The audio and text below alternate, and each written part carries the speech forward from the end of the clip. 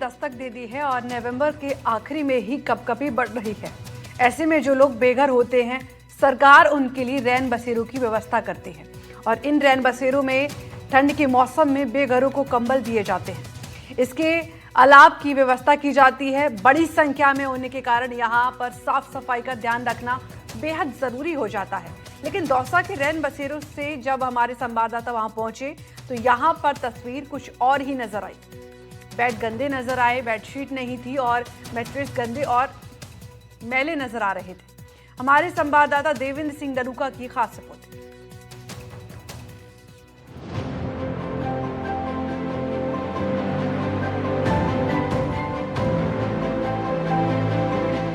सर्दी ने अपने तेवर अभी से दिखाने शुरू कर दिए हैं। नवंबर की शुरुआत में ही सर्दी तेज हो रही है और गरीब तबके के लोगों को सड़क पर रात बितानी पड़ रही है। अब लोगों को सर्दी सता रही है।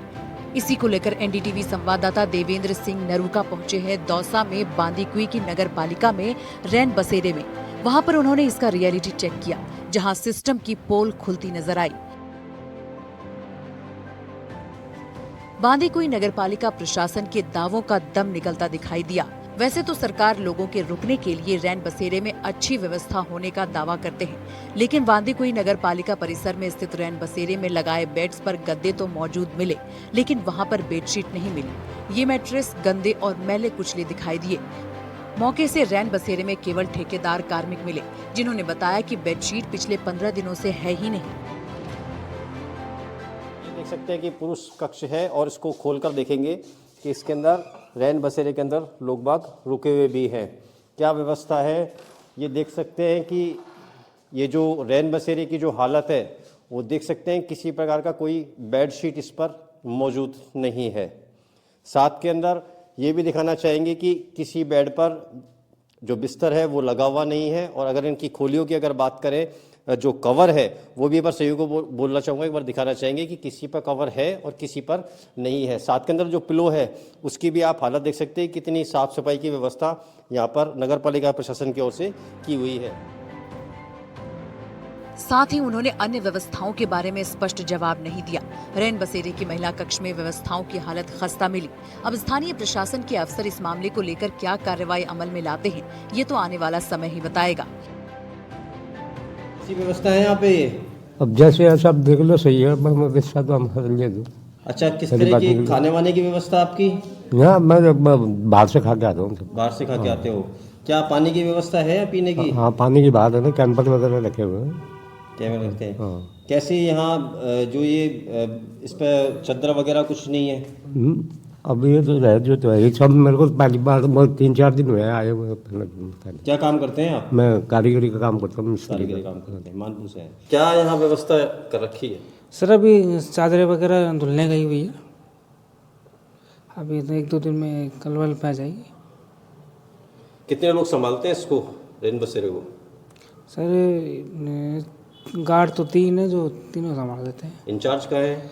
इंचार्ज सर घर पे होंगे सर, अब इस टाइम तो घर पे होंगे। ड्यूटी से घर ड्यूटी पर है? में अंदर ये सुबह 9 से 5 करते हैं सर। तो 9 से 5 करते हैं। अच्छा, इनकी क्या व्यवस्था है? इनकी खाने पीने की क्या व्यवस्था रखते हैं अपन?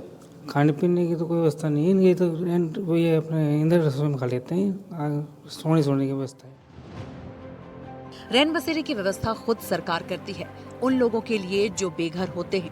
खासकर सर्दियों में रैन बसेरे बेघरों के जीने का सहारा बन जाते हैं। जिनका कोई घर नहीं होता उनके लिए बनाया जाता है रैन बसेरा। सरकार की तरफ से बेघरों को मिलता है रैन बसेरा। ठंड, बारिश और खराब मौसम में लोगों को आश्रय दिया जाता है। लोगों को सोने के लिए बेड, कंबल और अलाव की व्यवस्था की जाती है। रैन बसेरे में महिला और पुरुष के लिए अलग अलग व्यवस्थाएं की जाती हैं।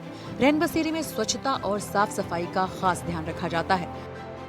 तीर्थ स्थलों पर भी साधु संतों को रैन बसेरे में आसरा दिया जाता है। हर साल सर्दी और सर्दी से होने वाली बीमारी के कारण कई लोगों की जान चली जाती है। ऐसे में बेघरों के लिए रैन बसेरे की जरूरत ज्यादा बढ़ जाती है। कुछ जगहों को छोड़ दें तो दौसा में रैन बसेरे की हालत कुछ ज्यादा ठीक नहीं दिखी। जहां पर बड़ी संख्या में लोग रहते हैं, वहां पर साफ सफाई का ध्यान रखा जाना भी बेहद जरूरी होता है। लोग बाग जहाँ रैन बसेरे के अंदर जो ठहरने के लिए यहाँ आते हैं, उनकी जो व्यवस्था है वो रियलिटी चेक के अंदर फेल दिखाई दी है। कहते हैं कि जो यहाँ पर जो चादर है और जो पिलो के तकिए हैं उनकी हालत इतनी बदतर है कि कहीं ना कहीं जो नगर पालिका जो प्रशासन है उसकी कार्यशैली पर सवाल खड़े हो रहे हैं। अब देखने वाली बात है कि प्रशासन कब जागता है और भजनलाल सरकार में बैठे मंत्रियों की नज़र इस नगर पालिका बांदीकुई की तरफ कब पड़ती है, कब विधायक महोदय यहाँ का विजिट करेंगे, ये आने वाला समय बताएगा। सहयोगी के साथ मैं देवेंद्र नरुगा, NDTV, दौसा।